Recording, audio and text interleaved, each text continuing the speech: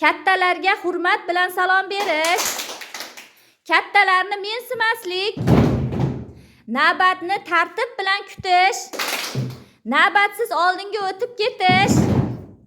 Chiqindilarni belgilangan joyga tashlash.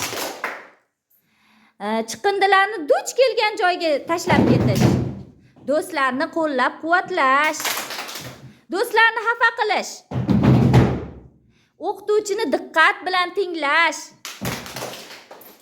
Darsda gaplashib, boshqalarga xalaqit berish.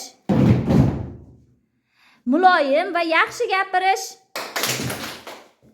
Qo'pol va haqoratli so'zlarni aytish. Muhtoj insonlarga yordam berish. Yordam so'raganlarni mensimaslik.